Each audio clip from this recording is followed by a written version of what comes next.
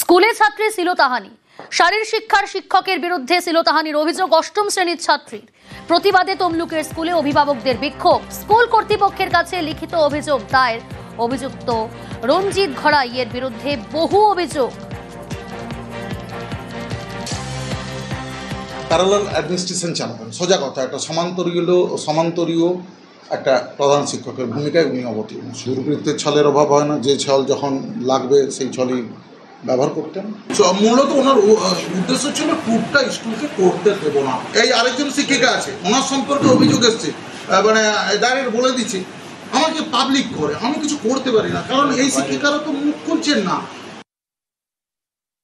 আমার খসড়াই জামিটার স্কুলের একজন রঞ্জিত স্যার, তিনি আমাদের খসরেখা গ্রামের একজন মেয়ের উপরে টর্চারিং করে এবং তার বিরুদ্ধে অনেক তাকে হুমকি উমুক হ্যানতেন তাদের সমস্যা করে। তাই জন্য আজকে আমরা জামিটার স্কুলের হেড স্যারের কাছে ডেপুটেশন এবং ওনার বিরুদ্ধে যেসব আইনানুগ ব্যবস্থা নেওয়ার দরকার আছে এবং হেড স্যারের কাছে আমরা যেটা আলোচনা করে দেখলাম, উনি সর্বক্ষেত্রে এই স্কুলের মাস্টারমশাই মানে দিদিমণি ছাড়া এবং স্যারেদের উপরে যেভাবে অত্যাচার করে সেটার প্রতিবাদ স্যার অনেক দূর পর্যন্ত দিয়েছে এই আবেদনটা। সেই ব্যাপারগুলোকে উদ্ধত যেসব নেতা নেতৃত্ব এবং পুলিশ আধিকারিক বিডিও এনারা হাত আছে এইসব ব্যাপার নিয়ে উনি মেয়েটাকে হুমকি দেয়। সেই ধরনের কোনো অভিযোগ মেয়ের বা মেয়ের বাড়ির পক্ষ থেকে আসেনি। 23 বছর চাকরি হয়ে গেল, তাতে এক শ্রেণীর মানুষ যারা আমার হয়তো চলার পথে বা আমার কাজকর্মে যাদের পছন্দ নয়, তারা হয়তো এই ধরনের কিছু একটা করার চেষ্টা করে যাচ্ছে। আর আমি এই ধরনের কোনো অসাময়িক কাজের সঙ্গে আমি কোনোদিন যুক্ত ছিলাম না এবং আজও নেই। একটা আমাকে কালিমা লিপ্ত করার চেষ্টা করছে। আজকে এসে এটা শুনেছি, এলাকার মানুষ কমপ্লেন করেছে, এরা উত্তেজিত হয়ে এখানে একটা মানে জট বেঁধে স্যারকে ঘেরাও করেছে, রঞ্জিত ঘড়াই নামে স্যার। এবারে উনিকে ঘেরাও করে একটা লিখিত হয়েছে, এইসব তদন্ত হচ্ছে, তদন্ত সাপেক্ষ। নাবালিকাকে যৌন হেনস্থার অভিযোগ, হাতুড়েকে গণধোলায় স্থানীয়দের। উত্তর দিনাজপুরের হেমতাবাদের বাঙাল বাড়ির ঘটনা, পুলিশের গাড়ি ঘিরেও বিক্ষোভ। নাবালিকাকে যৌন হেনস্থার অভিযোগ, হাতুড়েকে গণধোলায় স্থানীয়দের। উত্তর দিনাজপুরের হেমতাবাদের বাঙাল বাড়ির ঘটনা, পুলিশের গাড়ি ঘিরেও বিক্ষোভ।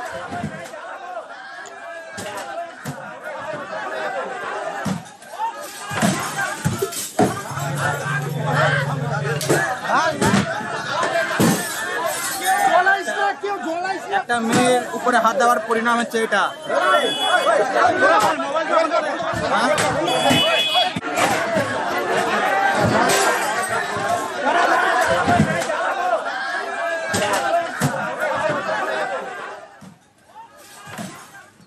মালদার দিকে নজর রাখি। মালদায় কালী পুজোর বিসর্জনে উত্তেজনা, জোরে বক্স বাজানোয় দুই পুজো কমিটির ঝামেলা।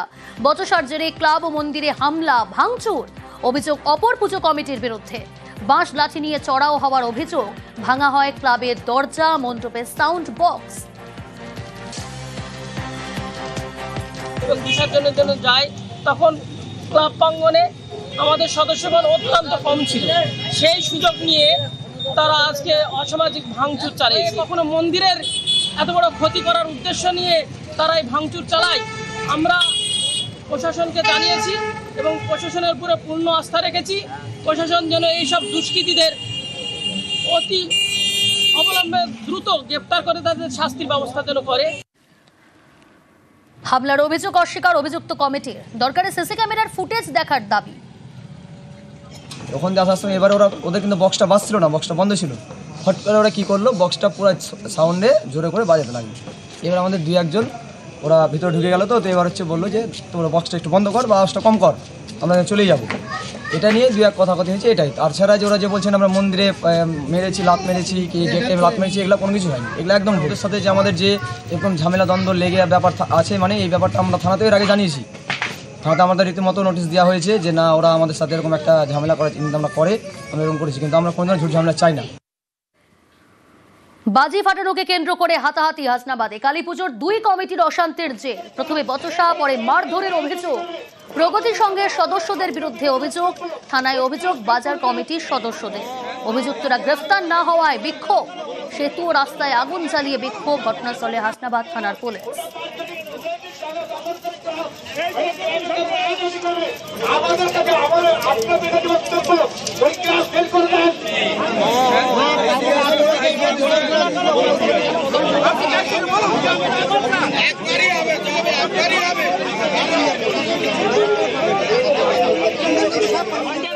আমাদের প্যান্ডেলের সামনে সেল ফাটানো হয়। দাদা তোমরা যেভাবে সেল ফাটাচ্ছ আমাদের তো দোকানে প্যান্ডেলে আগুন লেগে যাবে, এই কথা বললেই তার উপরে চড়াও হয়, মারতে যায়। তখন আমি গিয়ে বলি এই কী করছিস, যে এই বলি কী করছিস, সাধন দিয়ে আমার কালার ধরে, আর ওরা দু তিনজন আমার ধরে, তারপর হ্যাঁ সাধন কর, তারপরে ওরা ইচ্ছা মতন হাত চালায়। ভগবতীর সঙ্গে দুষ্কৃতীরা আমাদের প্রেসিডেন্টকে, কার্যকারী প্রেসিডেন্টকে অন্যায়ভাবে আঘাত করে এবং প্যান্ডেল ধরিয়ে দেওয়ার চেষ্টা করে। এর প্রতিবাদে আজকে আমরা ব্রিজ অবরোধ করেছি। ওই স্টলগুলো 2 ঘন্টার মধ্যে তুলে দেবেন আর আসামিদের বিকেলের মধ্যে অ্যারেস্ট করবেন। যদি না করেন এটা আবার বৃহত্তর আন্দোলন হবে। যখন তখন বাড়িতে পড়ছে ঢিল, বাড়ি ফাঁকা থাকলেই পড়ছে ঢিল। ঢিলের ঘায়ে ভেঙেছে একাধিক বাড়ির চাল, পাহারা দিয়েও ঠেকানো যাচ্ছে না উপদ্রব। আতঙ্কে বাঁকুড়ার মেটালা গ্রামের বাসিন্দারা। দুষ্কৃতী তাণ্ডবের অভিযোগ স্থানীয় বাসিন্দাদের, তদন্তে ছাতনা থানার পুলিশ।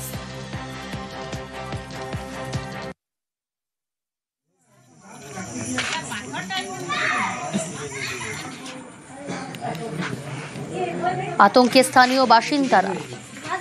কোথা থেকে ঢিল পড়ছে, ঢিলের ঘায়ে ভেঙেছে একাধিক বাড়ির চাল, পাহারা দিয়েও ঠেকানো যাচ্ছে না উপদ্রব। আতঙ্কে বাঁকুড়ার মেটালা গ্রামের বাসিন্দারা। বিগত 7-8 দিন ধরে বাড়িতে পাথর পড়ছে, রাত্রিতে পড়ছিল। আজ থেকে কিন্তু সকাল 7টার থেকে শুরু হয়েছে পাথর পড়া, সমানে পাথর পড়েছে 5টা পর্যন্ত।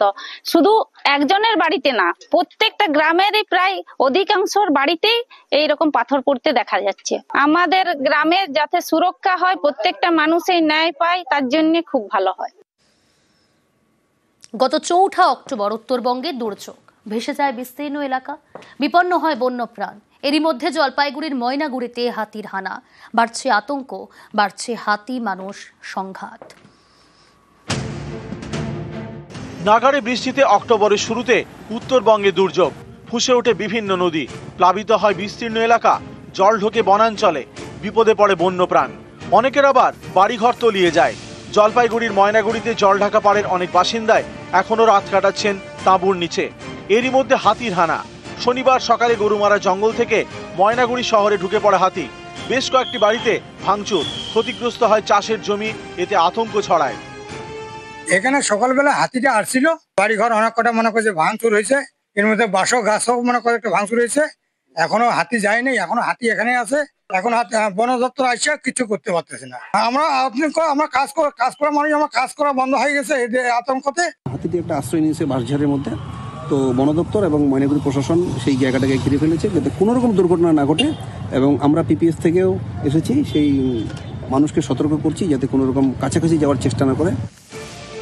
হাতিকে জঙ্গলে ফেরাতে ময়দানে নামে বন দপ্তর, শুরু হয় মাইকিং, সতর্ক করা হয় বাসিন্দাদের।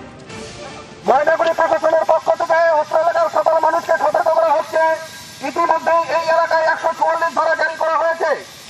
যারা এই 144 ধারা অমান্য করবে তার বিরুদ্ধে আইনানুগ ব্যবস্থা গ্রহণ করবে। অবশ্যই এটা উদ্বেগজনক, এটা ঠিক বোঝা যাচ্ছে না মানে কিভাবে এলো একটি হাতি দলছুট হয়ে একা, গরুমারা থেকে সম্ভবত এসছে।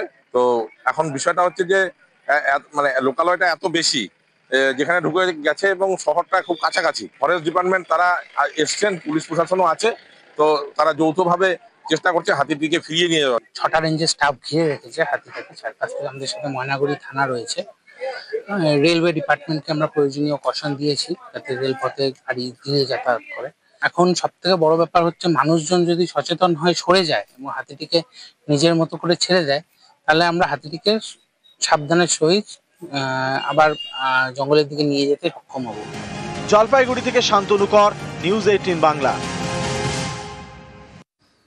এবার একটু ওয়েদার আপডেট দিই আপনাদের। বঙ্গোপসাগরে ফের ঘূর্ণিঝড়ের চোখ রাঙানি। বঙ্গোপসাগরে নিম্নচাপ সুস্পষ্ট নিম্নচাপে পরিণত। সোমবার সকালে নিম্নচাপে পরিণত হবে ঘূর্ণিঝড়ে। ঘূর্ণিঝড়ের নাম মান্থা দিয়েছে থাইল্যান্ড। ঘূর্ণিঝড়ের অভিমুখ পশ্চিম ও উত্তর পশ্চিম দিকে। দক্ষিণবঙ্গে বৃষ্টিপাত মেনলি 28 থেকে 31 তারিখ এই পিরিয়ডটায় কিছুটা বাড়ার সম্ভাবনা। কলকাতা পার্শ্ববর্তী অঞ্চলের জন্য 25 থেকে 27 তারিখ প্রধানত শুষ্ক ওয়েদার, মাঝে মধ্যে আংশিক মেঘলা থাকার সম্ভাবনা। 28 তারিখে কিছুটা বৃষ্টিপাতের সম্ভাবনা রয়েছে, হালকা থেকে মাঝারি ধরনের। 29 তারিখে বৃষ্টিপাতের ইন্টেন্সিটি কিছুটা বাড়ার সম্ভাবনা, বিশেষ করে 29-30 তারিখ। মৎস্যজীবীদের জন্য 28 থেকে 30 এই পিরিয়ডটায় সমুদ্রে যেতে নিষেধ করা হয়েছে পশ্চিমবঙ্গের মৎস্যজীবীদের জন্য। 28 তারিখে দু এক জায়গায় হালকা বৃষ্টির সম্ভাবনা থাকছে উত্তরবঙ্গের জেলাগুলিতে। 29 থেকে বিশেষ করে 30-31 তারিখ উত্তরবঙ্গে বৃষ্টিপাতের পরিমাণ কিছুটা বাড়ার সম্ভাবনা থাকবে। 30 তারিখে মেনলি মালদা, উত্তর দিনাজপুর, জলপাইগুড়ি এই জেলাগুলি দু এক জায়গায় ভারী বৃষ্টির সম্ভাবনা। 31 তারিখে জলপাইগুড়ি, আলিপুরদুয়ার এই জেলাগুলো দু এক জায়গায় ভারী বৃষ্টির সম্ভাবনা রয়েছে।